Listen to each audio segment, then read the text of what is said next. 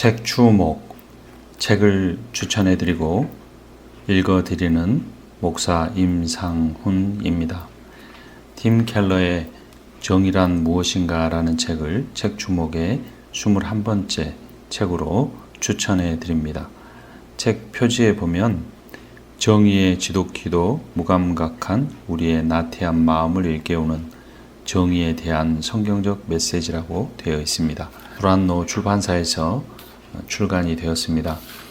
이 책을 쓰신 팀 켈러 목사님은 이 시대가 낳은 최고의 지성이자 명설교가로 알려져 있죠.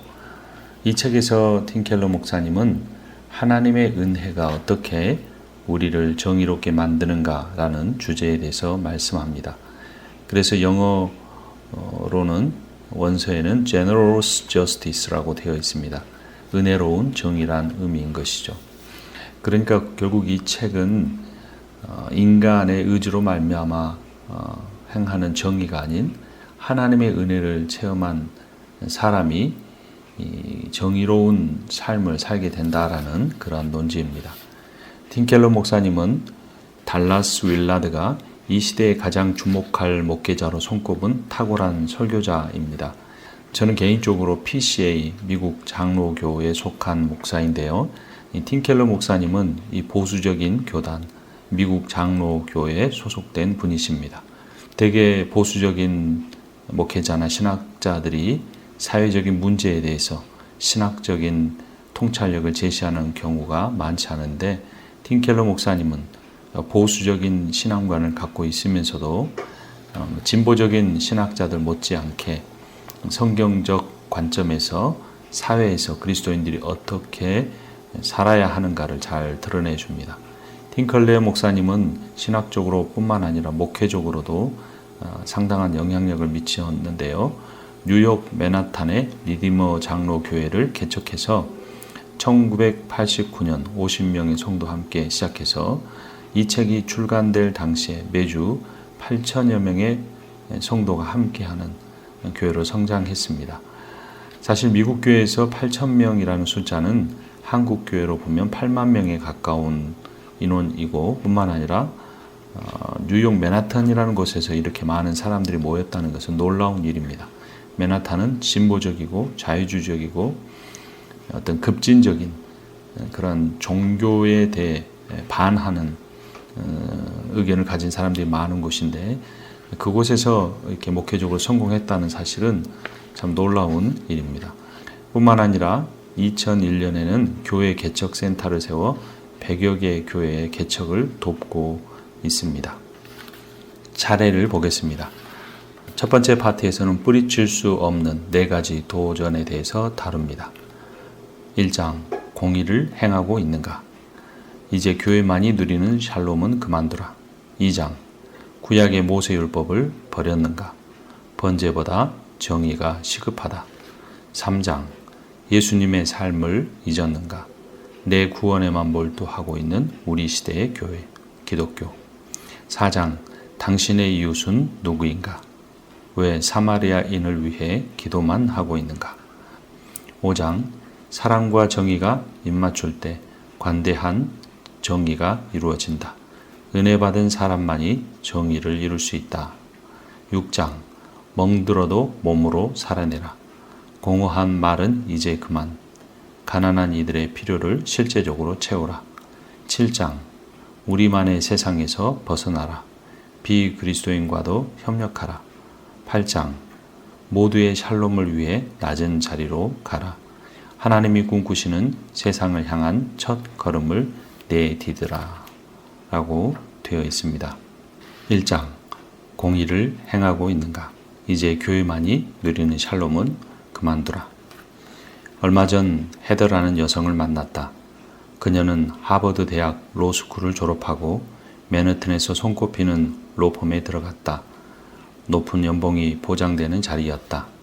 그러나 헤더는 큰 돈을 지불할 수 없는 사회적 약자들에게 관심을 더 많이 가졌다. 마크 고르닉이라는 친구는 조만간 샌드타운으로 이사할 작정이라고 했다. 볼티모어를 통틀어 가장 가난한 이들이 모여 사는 빈민촌인 동시에 더할 나위 없이 위험한 인물들이 수두룩한 동네였다. 이유를 묻자 단순한 대답이 돌아왔다. 정의를 행하기 위해서죠. 그는 세월이 흐르면서 차츰 지역사회 리더들과 어울리게 되었고 마침내 교회를 세웠으며 다양한 사역을 통해 이웃들을 서서히 변화시켰다. 미가서 6장 8장은 하나님이 자녀들에게 어떤 삶이 겸손하게 하나님과 행하는 것이라는 사실을 보여준다. 주님과 친밀하게 교제하고 그분이 원하고 좋아하시는 일에 신경을 쓰며 귀를 기울이는 것을 말한다. 앞에서 말한 헤더나 마크 고르닉과 같은 사람이 그러한 삶을 살았다. 미가서 6장 8절은 정의를 행하며 인자를 사랑하라고 말한다. 인자는 히브리어로 헤세드이다. 하나님의 무차별적인 은혜와 동정을 의미한다. 공의에 해당되는 히브리어는 미슈파트이다. 미슈파트는 행위를 강조하는 반면 헤세드는 그 이면에 숨겨진 마음가짐이나 동기이다. 하나님과 함께 행한다면 반드시 인자한 사랑을 품고 정의를 실현하게 된다. 구약 성경에서는 4대 취약계층인 과부와 고아, 나그네와 가난한 이들을 보살피고 보호하라 라는 의미로 미슈파트라는 말을 사용한다. 그들은 전 근대적인 농경사회에서 아무런 힘이 없었다. 현대사회에서는 난민, 이주노동자, 노숙인, 배우자 없이 혼자 자녀를 키우는 편부모, 노년층까지 이 취약계층에 포함시킬 수 있다. 취약계층에 속하는 이들을 외면하는 행동은 자비와 자선의 부족이라는 차원을 넘어 정의, 곧 미슈파트를 짓밟는 행위이다.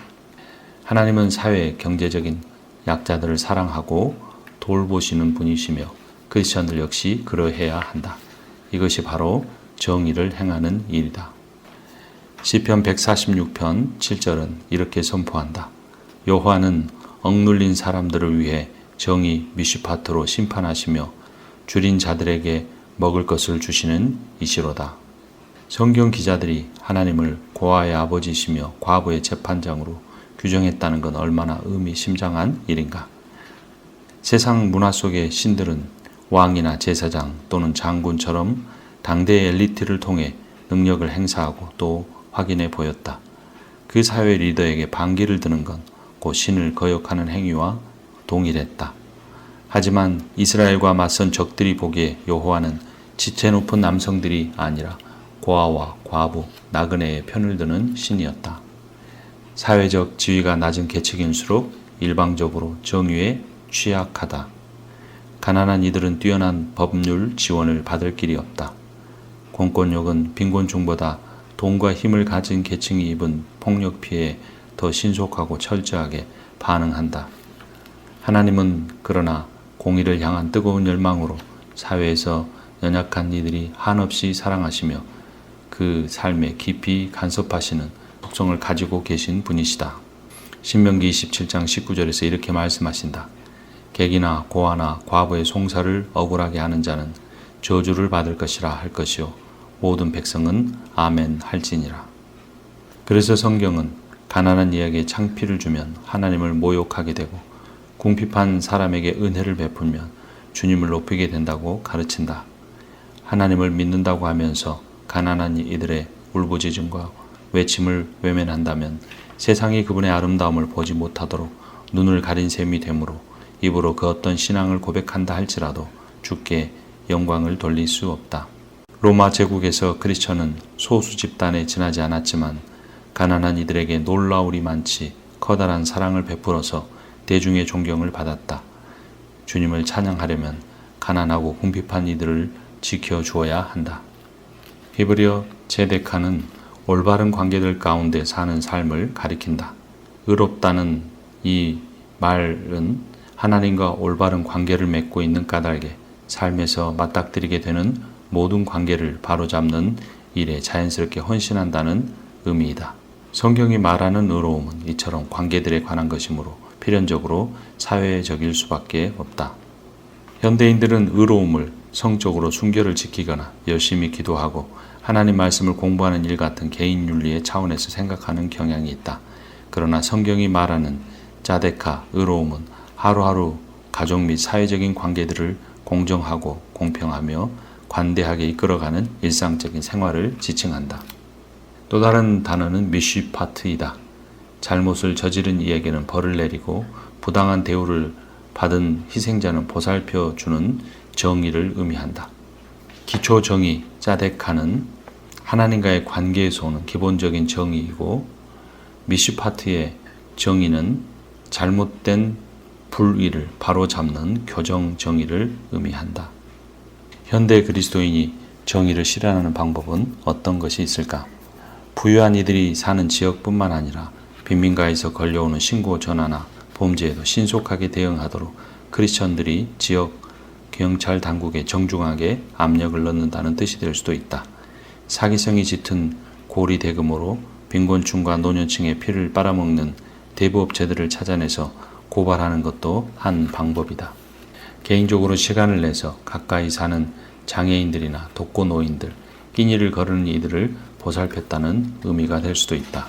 마태복음 6장 1, 2절에서는 가난한 이들에게 값없이 베푸는 행위를 의로운 일이라고 일컫는다. 그렇다면 후하게 베풀지 않는 태도는 인색함이 아니라 불의라고 불러야 한다. 하나님의 법을 거스르는 행동이기 때문이다.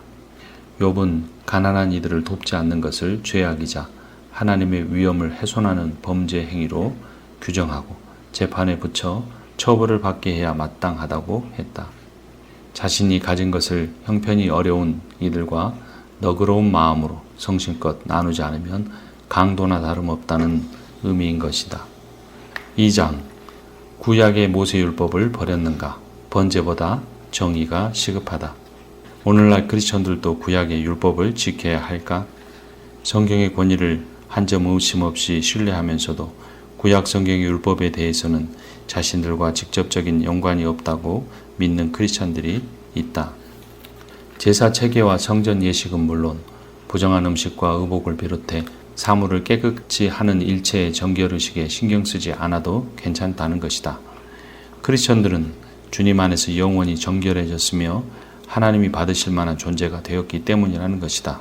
하지만 구약 성경의 계명을 문자적으로 지키지는 않아도 되지만 그 안에 담긴 원리들은 우리가 실천해야 한다. 구약의 의미를 계승하는 크리스천이라면 주님을 경배하고 예물을 드리며 형편이 어려운 이들과 소유를 나눌 뿐만 아니라 삶 전체를 하나님께 제물로 드려야 한다고 로마서 12장 1, 2절은 강조한다.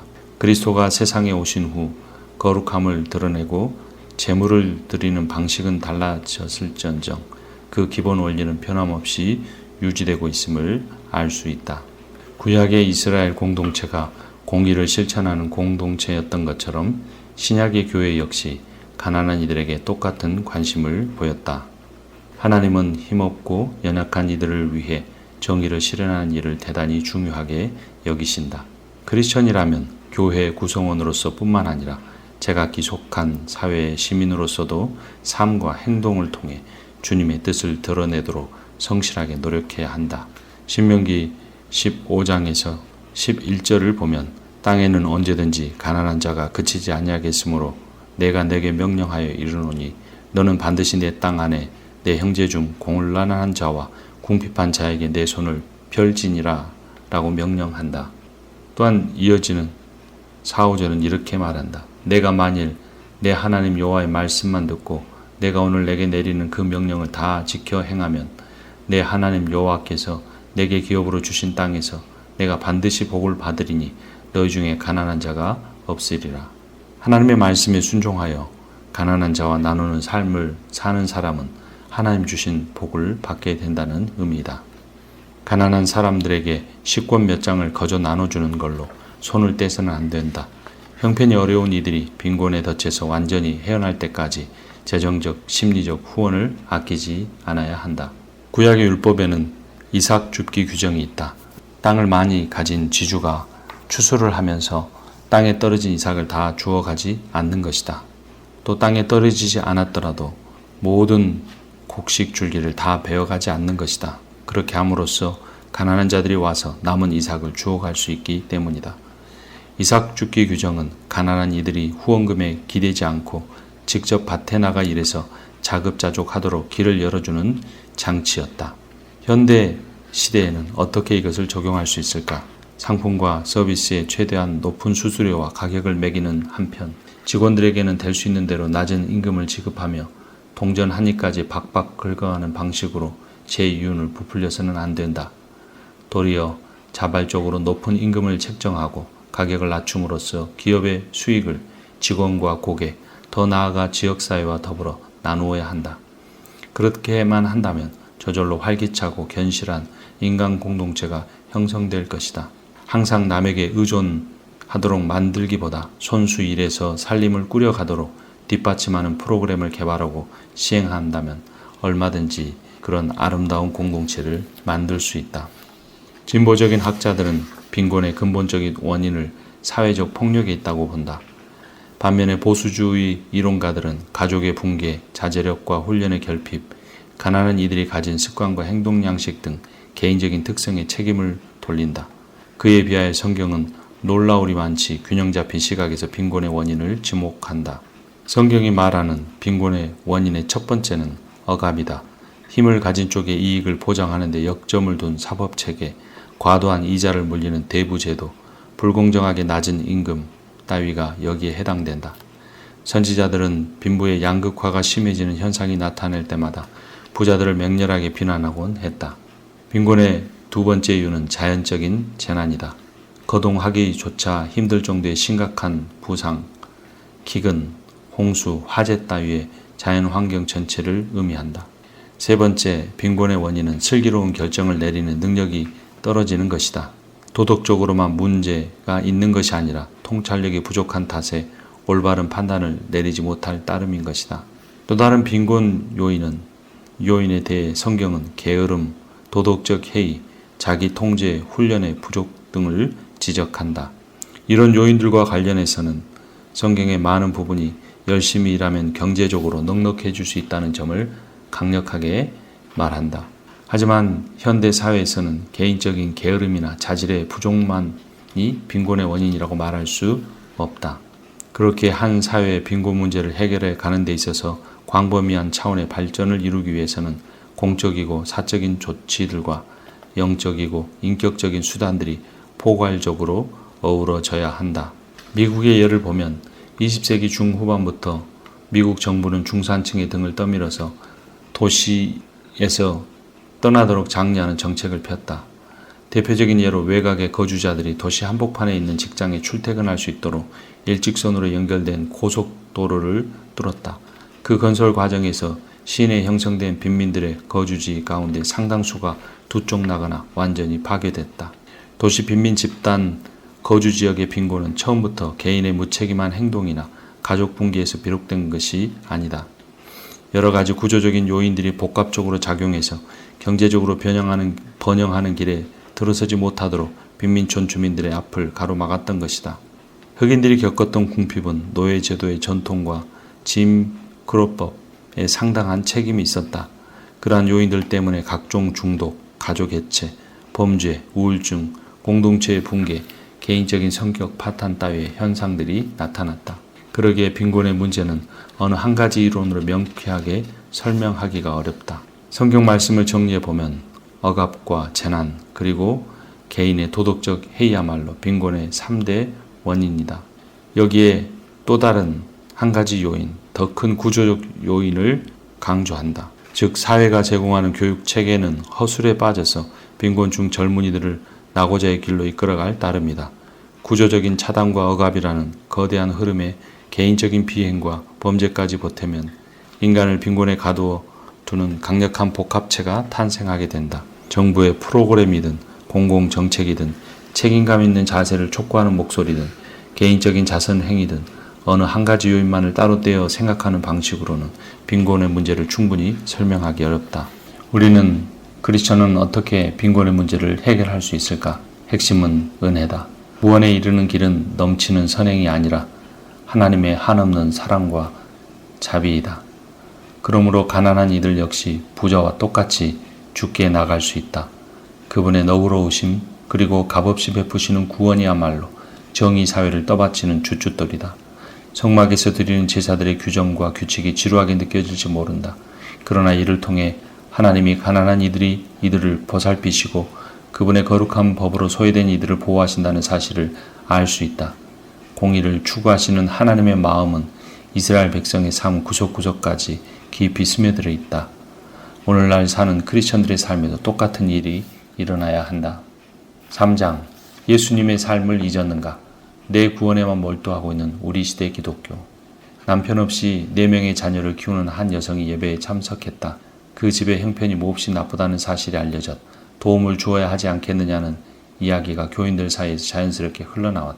급한 부채를 갚을 수 있도록 교회에서 지원하겠다는 뜻을 그녀에게 전했다. 여인은 무척 기뻐하며 제안을 받아들였다. 그런데 여인은 교회에서 제공한 돈으로 빚을 갚는 대신 과자를 사고 패스트푸드를 사고 식구들과 어울려 여러 차례 레스토랑을 들락거렸다.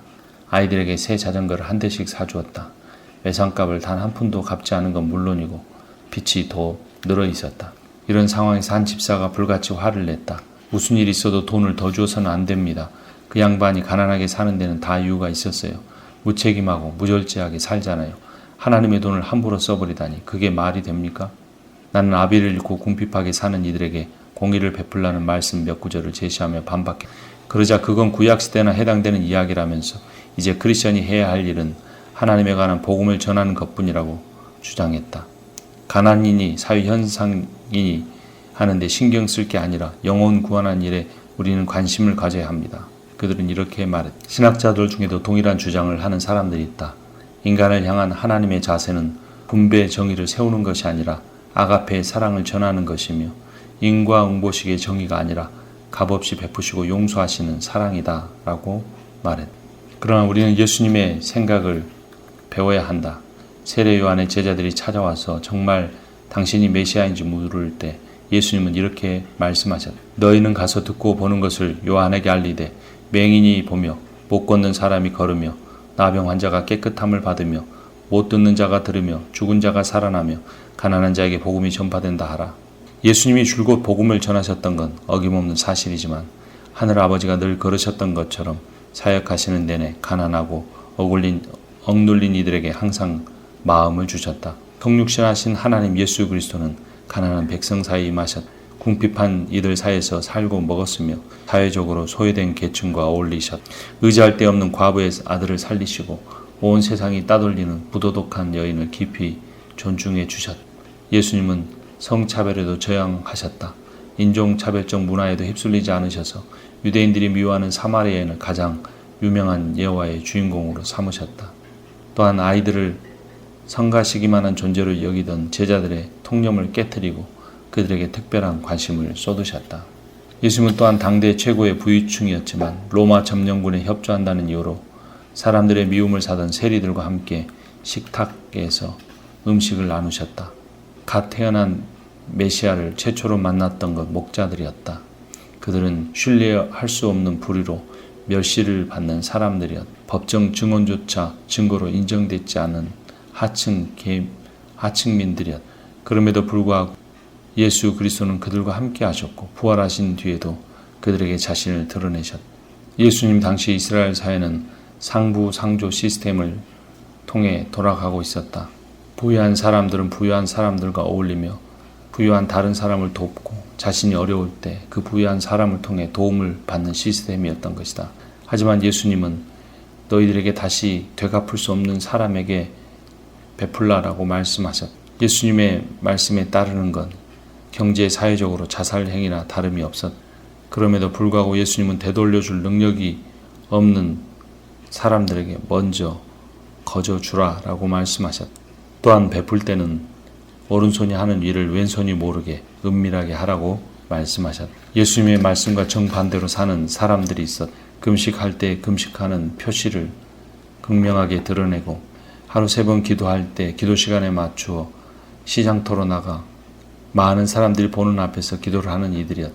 예수님은 그들을 향하 이렇게 말씀하셨다. 너희 바리새인들은 지금 장과 대접의 겉은 깨끗이 하나 너희 속에는 탐욕과 악독이 가득하도다. 그러나 그 안에 있는 것으로 구제하라. 그리하면 모든 것이 너희에게 깨끗하리라.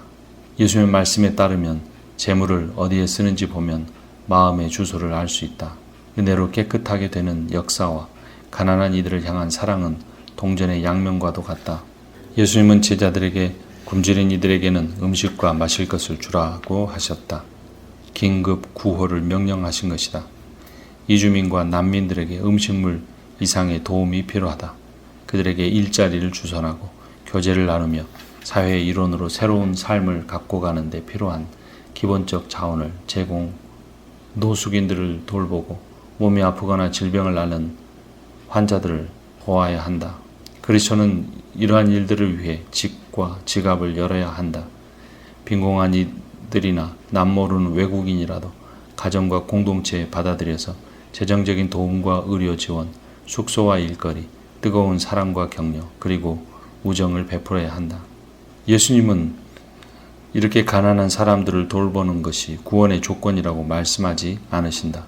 이미 영생을 얻었으며 구원에 이르게 하는 참된 믿음을 가진 증거로서 어려운 사람을 돕게 되는 것이다. 현대사회에서 보수 진영은 개인 윤리를 으뜸으로 생각하며 특히 전통적인 성도덕과 밤낮 없이 열심히 일하는 자세의 중요성을 강조한다. 그러나 인종차별이나 사회적 불평등 따위의 이슈에 대해 진보 진영이 너무 민감하게 반응한다고 믿는다. 반면에 진보 진영은 사회 정의를 소중하게 여기며 보수 쪽에서 떠받드는 윤리인이 도덕인이 하는 게 대부분 가식덩어리여서 정신적으로 해롭다고 주장한다. 양측은 서로를 독선적이며 잘난 체 한다고 비난한다. 어떤 사람이 예배가 끝난 뒤에 이렇게 말했다. 설교가 감동적이었어요. 게으름, 거칠고 급한 성격, 싸구려 대중문화에 빠져 사는 생활 태도까지 전부 제 얘기더군요. 그런 뒤에 그가 계속 말을 했다. 그런데 우리 사장님에 관해서는 이런 방구도 없더라고요. 우리 사장님은 아이들을 고용해서 일을 시키고 법으로 보장된 휴가를 주지 않고 가짜 상표를 붙이게 하고 야근을 하도록 강요하는 따위의 잘못을 하는데 그것에 대해 설교에서는 지적하지 않았어요. 목사는 할 말이 없었다. 그 말을 한 직원이 다니는 회사의 경영진 가운데 몇몇이 그 교회에서 함께 예배들을 드리고 있었던 것이 사실이었기 때문이다. 우리는 각성해야 한다. 힘써 일해서 약한 사람을 도와주는 것이 마땅하다. 주 예수께서 친히 주는 것이 받는 것보다 복이 있다고 하신 말씀을 명심해야 한다. 야고보 사도는 이렇게 말한다. 들으라 부한 자들아 너희가 말세에 재물을 쌓았도다. 보라 너희 밭에서 추수한 품꾼에게 주지 아니한 삭시 소리 지르며 그 추수한 자의 우는 소리가 만군의 주의 귀에 들렸느니라. 너희가 땅에서 사치하고 방종하여 살육의 날에 너희 마음을 살찌게 하였도다. 너희는 의인을 정죄하고 죽였으나 그는 너희에게 대항하지 아니하였느니라. 우리는 진정한 교회 모습을 초대교회에서 찾아볼 수 있다. 사도행전 2장 28절을 보면 성령을 선물로 받은 크리스천들은 코이노니아라는 열매를 맺었다. 헬라어로 교제라고 해석된다. 당시에 회심한 이들이 무려 3,000명에 이르렀다. 공동체를 구성하고 숙소를 나눠 썼다. 재산이라고 할 만한 것들을 더 자주 더 많이 내다 팔아서 헌금을 바쳤으며 사도들은 그 돈을 가난한 공동체 구성원들에게 고루 분배했다. 예루살렘 교회는 디아코니아라는 사역이 있었다. 가난한 미망인들에게 날마다 음식을 비롯한 생필품들을 나눠주는 일이었다. 성도의 수가 늘어나면서 장로들이 직접 이 일을 관리할 수 없게 되었다. 그 일을 전담해서 이끌어갈 새로운 그룹이 필요했고 사도 바울은 그들을 가리켜 집사들 디아코노스라고 불렀다. 이렇게 해서 크리스천은 교회 공동체에 분명하게 소속된 형제 자매들의 물질적인 어려움을 돌봐주게 되었다. 양과 염소의 비유에서 예수님은 형제 중에 지극히 작은 자에게 베푼 도움을 시금석으로 사용하셨는데 이는 가난한 신자들을 가리킨다. 크리스천이 책임져야 할 1차적인 대상은 가족과 친척들이고 다음이 신앙 공동체의 다른 구성원들이다. 4장 당신의 이웃은 누구인가? 왜 사마리아인을 위해 기도만 하고 있는가? 율법 교사가 주께 물었다. 선생님, 내가 무엇을 해야 영생을 얻겠습니까? 주님이 되물으셨다. 율법에 무엇이라고 기록하였으며 너는 그것을 어떻게 읽고 있느냐? 율법 교사는 다시 답했다. 온 마음과 힘을 다해 하나님을 사랑하고 또 이웃을 제 몸처럼 사랑하는 것입니다. 내 말이 옳다. 그대로 행하여라. 그리하면 살 것이다. 예수님이 말씀하셨다. 바리새인들은 요리에 쓰려고 들판에서 뜯어온 향신료에도 10%를 뗄 정도로 보수적 신앙생활을 하고 있었다. 그러나 그렇게 철저하게 준법에 매달리면서 스스로 하나님께 용납받을 만한 인간으로 자부한 것은 어리석은 일이었다. 율법을 사용해 죄에 물든 인간에게는 제 힘으로 구원에 이를 능력이 없다는 사실을 명쾌하게 드러난다. 예수님은 자신에게 계속 질문하는 율법 교사가 겸비해지기를 원하셨다. 그는 자기를 옳게 보이고 싶었다. 율법사는 다시 질문했다. 그러면 내 이웃이 누구입니까? 이런 의미였다. 아하, 그렇군요. 이웃을 사랑해야 한다는 걸 알겠어요. 하지만 누구한테 뭘 어떻게 해야 한다는 얘기죠? 라는 의미였다. 율법 교사는 예수님의 명령을 축소해서 쉽게 도달할 수 있는 목표로 만들고 선행을 거듭하면 의로워질 수 있다는 잘못된 인생관을 고수하고 싶었다.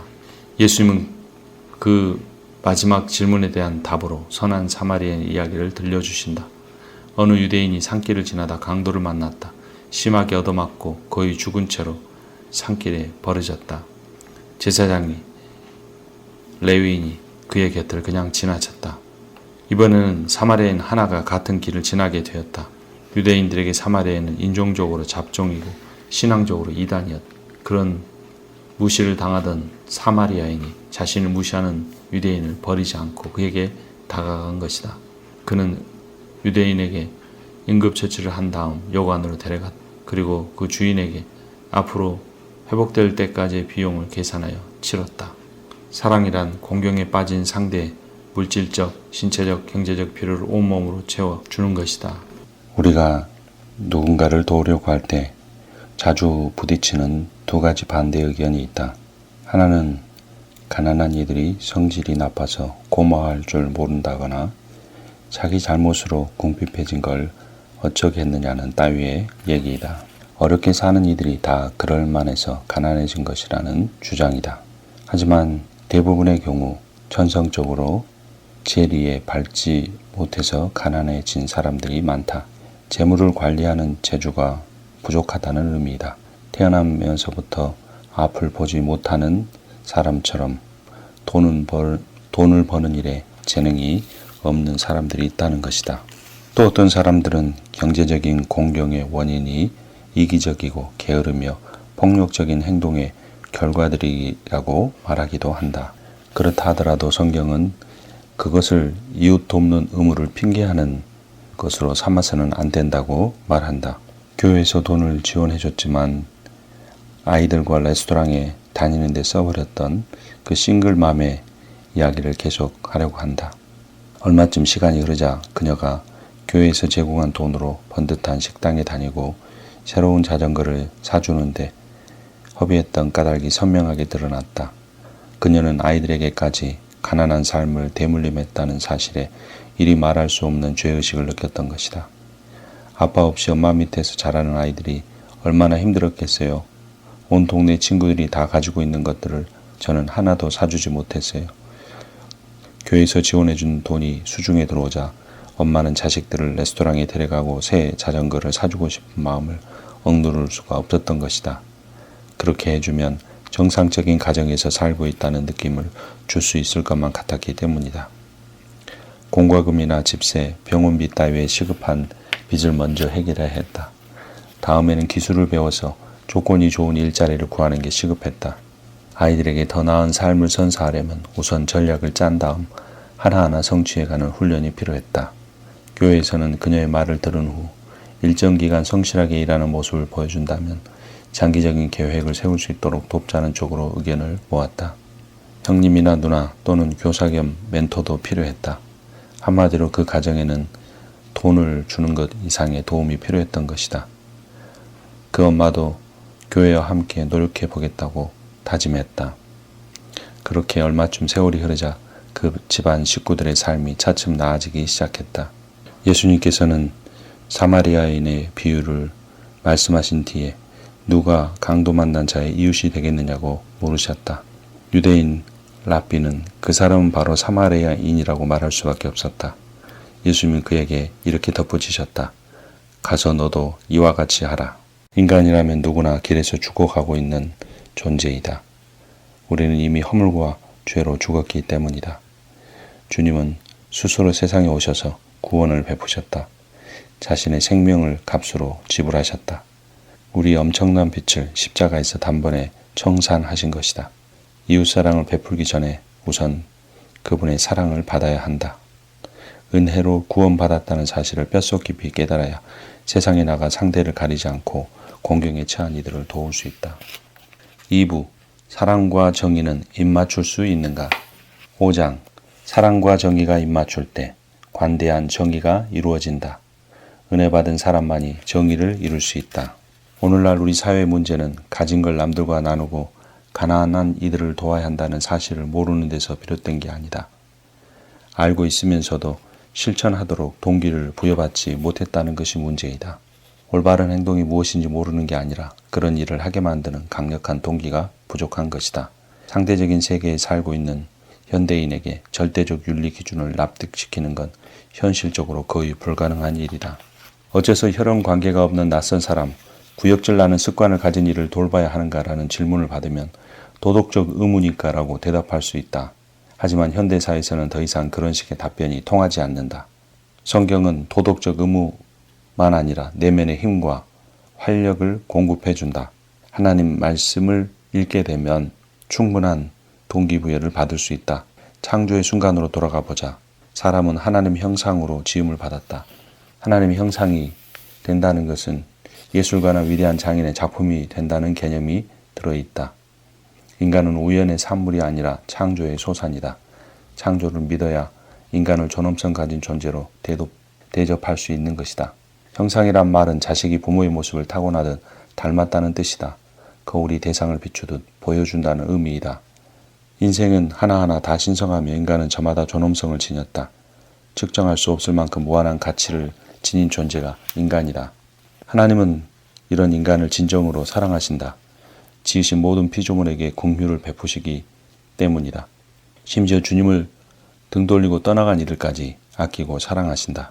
미국이 평범한 한 주택을 기념물로 보존하며 엄청난 가치를 지닌 대상으로 여기는 걸 보고 어리둥절한 사람이 있었다. 나중에서야 그 이유를 알았다. 그 집은 미국의 기초를 놓은 조지 워싱턴의 집이었다. 그것만으로 충분하다. 주택에 내재된 가치와 외적인 형질은 별개의 문제다. 그 집의 소유주를 귀하게 여기기에 그 집을 높이 평가할 뿐이다. 인간의 가치는 인간이 하나님 형상을 따라 지음받았다는 사실, 그 인간의 주인이 하나님이라는 사실만으로 존엄하다. 하나님은 인간을 지으신 뒤에 온갖 피조물을 다스리는 권한을 주셨다. 땅과 거기에 충만한 것과 세계와 그 가운데 사는 자들은 다 여호와의 것이라는 시편 24편 1절과 함께 연결해 보면 인간은 하나님의 것을 다스리도록 권한을 받은 청지기이다. 인간에게 세상 만물을 지배하는 권세를 주셨지만 소유권은 여전히 하나님의 것이다.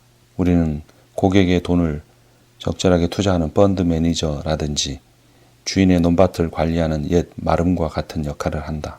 대갓집 청지기는 관리하는 전답을 제 것으로 여길 수 없다.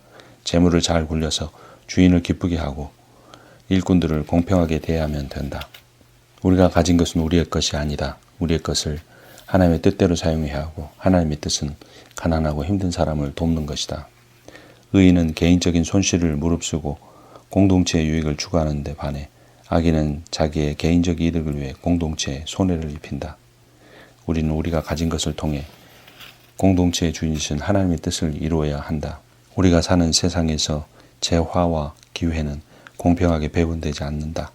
그러므로 세상을 살아가면서 하나님으로부터 받은 재물을 다른 이들과 나누지 않는다면 그것은 인색함이 아니라 불의함이다. 금식과 기도와 같은 종교적 행위를 철저히 따르면서도 여전히 교만하고 건방진 시선으로 궁핍하고 궁지에 몰린 사람들을 바라본다면 겸손히 그 심령 구석구석까지 스며들지 못했음을 스스로 드러내는 꼴이다. 가난한 이웃을 깔보고 그 아픔을 쌀쌀맞게 외면한다면 하나님의 은혜를 제대로 이해하거나 체험하지 못한 것이다. 바울은 오직 믿음으로 죄인은 하나님과 관계를 회복할 수 있다고 주장하는 반면 야고보는 참된 믿음에 반드시 따라오게 마련한 변화된 삶이야말로 구원에 이르게 하는 믿음을 소유했다는 결정적 증거라고 말한다. 오직 믿음으로 구원을 받지만 그 이후에도 믿음만으로 충분한 건 아니다. 진정한 믿음은 늘 변화된 삶을 낳았다. 야고보는 가진 게 없어서 쩔쩔매는 이를 보고도 아무런 조처를 취하지 않는다면 그 믿음은 죽은 것이라고 단정한다. 구원에 이르게 하는 믿음이 아니라는 것이다. 우리는 은혜로 구원받았다. 그리고 그 은혜는 인간을 정의롭게 한다. 칭의란 당연히 받아야 할 벌을 하나님이 면제해 주셨다는 교리다. 그렇다면 칭의 교리와 그 체험이 공의를 행하는데 적극적으로 뛰어드는 결단을 만들어내기 마련인 것이다. 인간은 예수 그리스도의 십자가의 죽으심으로 하나님께 자신의 생명의 빛을 졌다. 우리는 그 빛을 스스로 청산할 수 없다. 예수 그리스도를 통해 부어진 은혜를 깨닫는 사람은 그 마음이 가난해질 수밖에 없다. 예수를 믿고 영적인 중산층이 된 사람들은 자신이 열심히 노력한 덕분에 하나님과의 관계에서 일정한 경지에 올랐다고 자부해서는 안 된다. 자신이 거둔 성공과 재산은 대부분 부지런히 열정적으로 일한 자신의 결과물이라고 확신해서도 안 된다. 영적인 중산층들은 그럼에도 불구하고 궁핍한 처지에 몰린 이들에게 냉담한 편이다. 반면에 은혜의 복음을 정확히 받아들여서 영적으로 가난해진 크리스천들은 물질적 어려움을 겪는 이웃들에게 저절로 마음이 끌리는 경향이 있다. 복음의 수중에서 다듬어진 정도에 따라 가난한 이들과 공감하는 폭이 달라진다. 경제적으로 쪼들리는 이웃에게 제 힘으로 일어서 보세요 라고 말하지 못한다. 영적으로는 자신도 혼자 일어날 능력이 없음을 알기 때문이다. 복음을 제대로 아는 크리스천은 가난한 이들을 볼 때마다 거울 앞에서 느낌이 든다.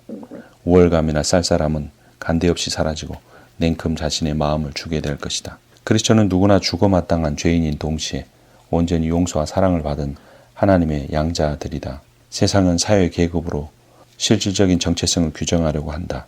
사회적 지위와 통장의 잔고가 그 사람을 대표하며 자존감의 토대를 이룬다. 하지만 복음 안에서는 가난한 이들을 존중하는 마음과 사랑, 실질적인 관심을 품지 않은 믿음은 죽은 믿음에 불과하다. 복음은 부유한 이들의 정체성을 변화시켜서 형편이 어려운 이들이 새로이 존중받고 사랑받게 만든다. 복음이 가난한 사람들의 자상을 바꿔놓기 때문이다. 가난한 이들을 향한 정의를 죄책감이 아니라 은혜와 연결해야 한다. 하나님께서 우리를 은혜 베푸셔서 구원하신 것처럼 우리 역시 그들에게 은혜를 베풀 수 있게 된다. 내가 번 것은 내 것이라고 생각할 수도 있다. 가난한 이들은 도움받을 자격이 없다고 말할 수도 있다. 가난한 사람들은 도와줘도 고마운 줄 모르고 허투루 써버릴 것이라고 걱정할 수도 있다. 주님도 우리에게 대해서 그렇게 생각하실 수 있었다. 많은 사람이 거룩한 보혈을 발로 짓뭉개고 심하게 모욕하고 그걸 핑계로 더 많은 죄를 지으리라는 사실을 잘 알고 계셨다. 그럼에도 불구하고 자신의 생명을 내어주셨다. 신앙이란 이런 그리스도를 담는 것이다. 마음에 들지 않고 가난하고 감사할 줄 모르고 자격이 없는 이들에게 많이 주는 것이 신앙이다. 자주 주어야 한다. 거저 주어야 한다. 주는 것이 받는 것보다 복이 있기 때문이다. 6장 멍들어도 몸으로 살아내라. 공허한 말은 이제 그만. 가난한 이들의 필요를 실제적으로 채우라. 사회 경제적 약자들에게 원조, 개발, 사회 개혁을 아우르는 다단계의 지원이 중요하다. 원조, 릴리프는 신체적, 물질적, 경제적으로 시급한 필요를 직접 채워주는 걸 말한다. 개발, 디벨로프먼트는 개인이나 가족 또는 공동체 전체에 적절한 자원을 제공하여 원조에 의존하는 데서 벗어나 경제적으로 자립할 수 있도록 후원하는 일이다. 새로운 삶을 꾸려나가는 데 필요한 경제적 자원들을 넉넉히 제공하는 것이다. 개발은 원조보다 시간이 훨씬 더 많이 소모되고 복잡하며 비용 부담도 크다. 세 번째는 사회개혁이다. 일부 지방자치단체들은 중산층이나 부유층에 비해 빈민층에 상대적으로 관심을 덜 갖고 예산을 적게 투입한다. 뇌물을 받는 재판관이 있고 특정 이익 집단이 주는 돈에 팔려다니는 의회 의원들이 있다. 지역을 차별하는 금융정책이 있고 지주와 부동산 업자들의 손아귀에서 놀아나는 감독관청의 직원들이 있으며 법률을 집행하는 시스템 내부에도 부패한 구석이 있다. 이런 관행과 씨름하고 바로잡는 게 바로 사회개혁이다. 적지 않은 크리스천들은 사회 시스템과 직접 개혁을 추구하기보다 한 심령이 변화하다 보면 언젠가 사회도 변할 것이라는 식의 사고방식을 갖는다. 오로지 복음을 전하고 개인적으로 사회활동을 하는 데만 집중한다. 하지만 가난한 사람들, 억눌린 사람들이 있는 상당히 큰 이유는 구조적인 모순이다. 이런 구조를 개혁하지 않고는 어린이를 대상으로 하는 노동 착취, 성매매, 국가가 지원하는 종교적 박해, 심리와 기소 절차가 생략된 구금, 적법한 절차와 보상이 따르지 않는 사유지 몰수, 강제이주, 소수민족에 대한 조직적 폭력, 정부기나 군이나 반군 또는 무장 조직의 테러, 당국의 무기 아래 자행되는 고문 따위의 항목들이 사라지지 않을 것이다. 그래서 가난한 이들이 모여 사는 지역에 정의를 행하기 위해서는 직접적인 원조, 개인과 공동체의 개발, 인종 간의 화해와 사회 개혁이 필요한 것이다. 이러한 일을 성공적으로 잘 이룬 교회가 뉴송 교회이다. 뉴송 도시선교연합회에는 80명이 넘는 직원들이 있다. 헤비타트를 통해 200여 채의 가옥을 완공했다. 2천여 명의 시민에게 일자리를 제공했다. 가족건강센터, 유치원, 방과후학교, 마을학습센터, 장학재단 등 다채로운 조직을 만들었다. 신용협동조합과 마을 금고를 운영하기도 하고 일자리를 만들어내 직업훈련을 시켰다. 무주택 가정과 노인들에게 집을 지어주었다. 신앙의 토대를 둔 공부방이나 학교를 만들어서 아이들을 가르쳤다. 경제력이 없거나 자격이 부족해서 건강보험에조차 가입하지 못하는 이들에게 1차 병원 진료를 제공해 주었다. 주변에 독거노인, 장애인, 편부모 가정, 만성질환을 가진 환자, 외국에서 새로 들어온 이주민, 부모를 잃어버린 부모의 사랑을 받지 못한 어린이들이 있는지 살펴보고 교회가 도와주어야 한다. 물론 교회의 본질적 사명은 정의를 행하는 게 아니라 말씀을 선포하고 복음을 전하며 건전하게 양육하는 일이다. 그러나 가난한 이들에게 정의와 사랑을 베푸는 일이야말로 믿음으로 의롭게 되었음을 보여주는 증거이다. 초대교회는 교회의 재정과 물질을 공동체의 가난한 구성원들과 나누는 일을 공정하게 처리하기 위하여 집사라는 특별한 일꾼을 세웠다. 오늘날 교회에서 세우는 안수 집사가 바로 구제를 담당하기 위해 세워진 직분이다. 정의를 행하는 건 오직 선교의 수단으로서만 의미가 있다고 말하는 사람이 있다. 반면에 정의를 행하는 일 자체가 복음을 전파하는 활동이며 그게 바로 선교라고 주장하는 이들도 있다. 선교는 인간에게 주어진 가장 기본적이고 중요한 사명이다. 영적인 영역이 육적인 측면보다 더 중요해서가 아니라 순간보다 영원히 더 소중한 까닭이다. 인간이 이웃에게 줄 수 있는 가장 큰 사랑은 예수 그리스도를 믿고 새 생명을 얻도록 돕는 일이다. 그런데 믿음으로 의롭게 되면 자연히 정의를 행하게 되고 정의로운 길을 걷다 보면 다른 많은 사람들을 믿음으로 의롭게 만들 수 있게 된다. 교회 안에 있는 크리스천들이 경제적으로 서로 돕고 나누는 모습은 교회 바깥에 있는 이들에게 부활의 소식을 선포하는 데 큰 힘이 된다. 하나님의 말씀이 점점 흥황하여 예루살렘에 있는 제자의 수가 더 심히 많아졌다. 그들은 재산을 나누어 부자들과 가난한 이들이 신분과 계층을 뛰어넘어 소유를 나누었다. 로마 제국의 율리아누스 황제는 기독교 신앙을 멸시했지만 크리스천들이 가난한 이들에게 보이는 너그러운 마음 씀씀이가 너무 매력적인 까닭에 기독교로 개종하는 이들이 나날이 늘어간다는 사실만큼은 부정하지 못했다. 선교와 사회 정의를 혼동하면 세상을 섬길 수 있는 크리스천만의 독특한 길을 놓쳐버린다. 굶주린 이들에게 음식을 나눠주는 정도는 굳이 크리스천이 아니더라도 얼마든지 할 수 있다. 하지만 거듭나서 영원한 삶을 소망하게 만드는 예수님의 복음을 소유하는 건 오로지 크리스천들 뿐이다. 교회가 자기 공동체와 그 구성원들만 챙긴다는 느낌을 주면 제 아무리 멋진 말씀을 전한다 해도 주위 사람들의 마음을 움직이지 못한다. 그저 선교적인 목표를 달성하기 위한 수단으로서가 아니라 하나님으로부터 받은 사랑의 표현으로서 자비와 정의를 베풀어야 한다. 물론 사회 정의를 실현하는 사업 때문에 복음을 선포하고 가르치며 회중을 양육하는 사역을 뒷전으로 미루어서는 안 된다. 그러므로 정의를 행하는 데는 극도로 정밀한 균형 감각이 필요하다. 지역 교회와 전 세계에 흩어져 있는 일꾼들을 통해 말씀과 행동, 양면에 걸쳐 움직여야 한다. 7장 우리만의 세상에서 벗어나라. 비그리스도인과도 협력하라. 현대인들은 너나 없이 스스로 정의의 편에 서 있다고 믿는다. 정의란 무엇인가를 둘러싼 견해 차이가 크다. 미국의 경우 민주당은 정의를 집단적인 개념으로 파악한다. 반면에 공화당은 개인적인 차원에서 정의를 생각한다. 인간은 너나 없이 공동체와 상호작용을 하기 때문에 개인적으로 하는 일을 할지라도 다른 구성원들에게 일정한 영향을 미친다. 예를 들어 음란물을 구입하면 자연히 음란물 시장이 형성된다. 그러므로 개인적 행동이 사회 전체에 영향을 미칠 수 있는 것이다. 정의의 문제도 마찬가지이다. 정의를 실현하는 것이 구조적인 방법을 통해서 하든 개인적인 방법을 통해서 하든 그 두 가지는 서로 연결되어 있다는 것이다. 이 과정에서 가장 중요한 사실은 우리 모두 한 사람 한 사람이 하나님의 형상을 따라 지어진 소중한 존재라는 것이다. 그러나 현대 학자들은 그렇게 여기지 않는다. 과학자 스티븐 호킹은 인류는 어중간한 크기의 행성에 떨어진 화학 폐기물이라고 했다. 역사학자 칼 베커는 인간은 철이 녹슬거나 옥수수가 익는 것과 마찬가지로 동일한 물리력에 밀려 빙하기와 빙하기 사이에 아무렇게나 지표면에 팽개쳐진 우연의 사물에 지나지 않는다고 했다. 그러나 성경은 앞에서 말한 것처럼 하나님의 형상을 따라 지음받은 존귀한 존재가 인간이라고 선포한다.